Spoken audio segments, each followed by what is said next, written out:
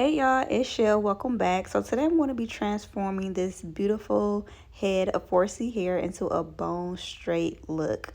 We're going to add some curls too, but we're going to get it nice and silky first. This is going to be my way of showing you that you don't need a relaxer to get your hair super bone straight, and you also don't need to go over it multiple times with the flat iron and damage your hair as well.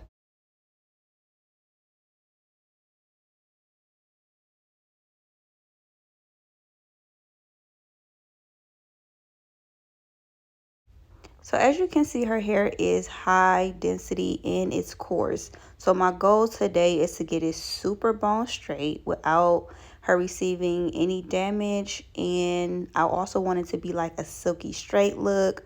We want movement and we want body, and then we're going to add curls. But with doing all of that, I want to maintain the integrity of her curl so that when she go to wash it, she doesn't have to worry about having any straight pieces or any heat damage. Now, a little backstory on her hair. She did tell me that she got a silk press before, but she said by the time she went to the car, it reverted. And that is not the first time I've heard that from people, either online or clients sitting in the chair. And honestly, that is very common thing, especially for someone with thick hair. And I'll tell y'all why. Typically, when people have high density coarse hair, they automatically think they need to go get super heavy products that are super thick and creamy because they assume that if they get something light or something a little bit more on the watery side, that it's not going to work for them. And I know this because I used to be one of those naturals. But it comes down to you just knowing how to care for your hair. So right now I use the Mazzani spray and the cream together. So if you have high density hair and it's really coarse like hers, you can layer products until you feel like your hair is moisturized. Also, I'm going to have all the products that I use linked below this video. And I just want to throw it out there that this is a new client of mine. So when she had her silk press done that reverted, it was from someone else, not me. But I also wanted to mention that that is a good piece of information to give your stylist when you come in so that they know, okay, so typically when someone says that to me, I'm like, okay, I know to layer the products a little bit heavier on their hair. Now I had to add a plastic bag over that portion of her hair because it was starting to dry faster than I wanted it to. Her hair, I don't even know how to explain her hair. Like, it's thick, it's coarse, it's dense, and it dries really fast. So she more than likely has low porosity hair.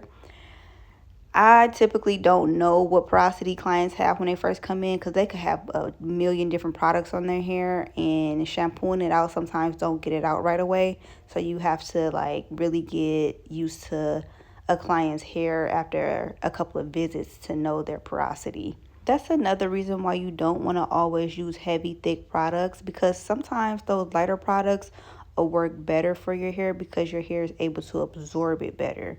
If you layer products thick just because they're thick on top of your hair, you're actually drying it out more sometimes. Sometimes, now if you have high porosity hair, thicker products may work for you a lot better. But again, it goes to you knowing your hair and what type of products your hair needs. When it comes to silk pressing thicker, denser, coarser hair, prep is everything. So you want to make sure that you're cleansing properly. The hair is thoroughly cleansed. So you want to make sure that you are using a great quality conditioner and you are steaming the hair so that it's able to penetrate. It's going to make the detangling process easier and better. And you want to do all this before you get to the flat ironing process. If it's not prepped right, you're more likely to get heat damage because you're going to have to crank up the iron, and then you're going to have to use a titanium iron. So, which we probably more than likely will have to do both of those things anyway, because if her hair is not heat trained, her hair is not, used to being silk pressed, it reverts right away. So we might end up doing that anyway, but at least the hair will be straight enough for us to do one or two passes and we won't have to do multiple passes.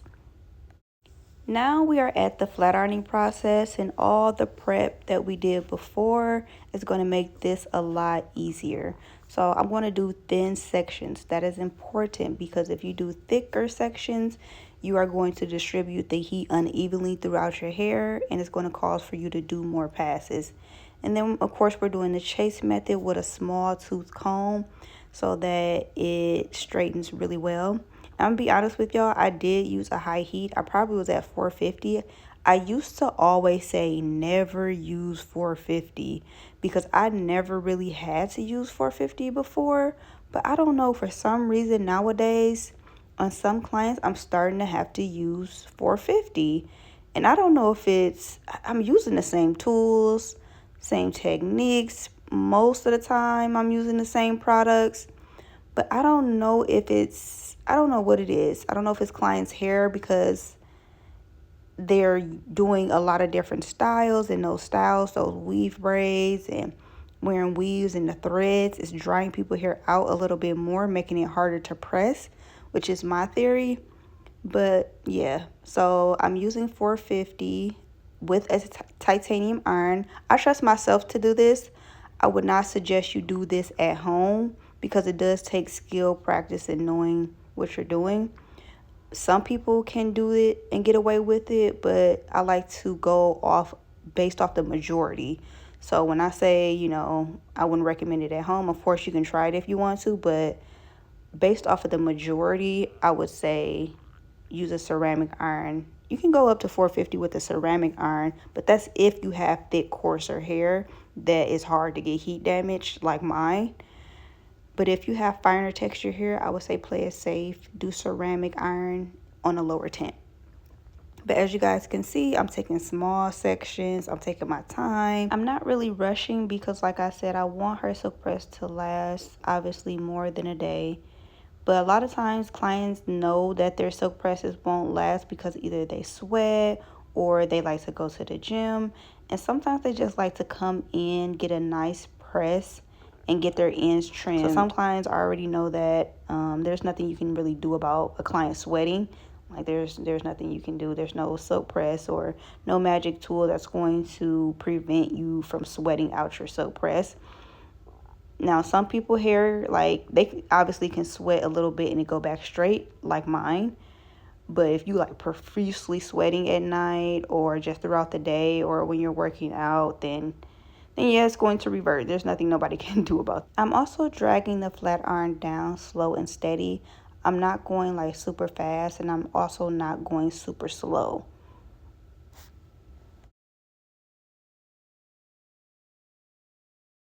Now that we're done with the flat ironing process, I'm going to go ahead and do her trim. Her trim was actually pretty simple, even though it didn't look like it. Like her hair seemed coarse and it seemed like she had really bad ends. They're just mostly dry. Like her hair and the ends of her hair are mostly just dry.